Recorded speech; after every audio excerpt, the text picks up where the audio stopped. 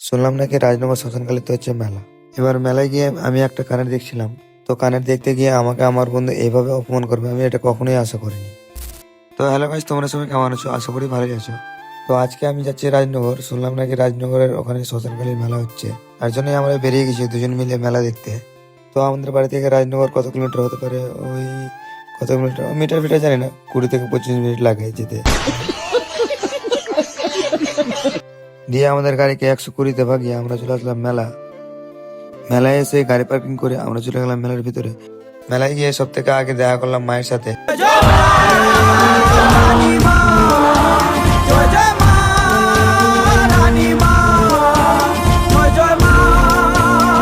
মাকে প্রণাম টনাম করে ছবি টবি তুলে আমরা চলে আসলাম ব্রেক ডান্সের ওখানে এসে আমি তৃতীয়কে বললাম যে চাপা, বলছে না। তো ওখান থেকে বেরিয়ে এসে দেখালে এক মাননীয় ব্যক্তির সাথে, মাননীয় ব্যক্তিটার নাম তো তোমরা দেখে নাও। ওখান থেকে বেরিয়ে এসে আমি একটা কানের দোকান আসলাম। কানেরটা বেশ ভালো লাগছিল। তো হঠাৎ করে আমার বন্ধু বলে উঠলো, তোর তো কোনো গার্লফ্রেন্ড নেই, তুই কার জন্য নিচ্ছিস? তাই ওখান থেকে মন টন খারাপ করে চলে আসলাম আমি পপকর্নের দোকানে এসে আমরা পপকর্ন নিয়ে দু বন্ধু মিলে খেয়ে আবার ঝালমুড়ি খেতে গেলাম।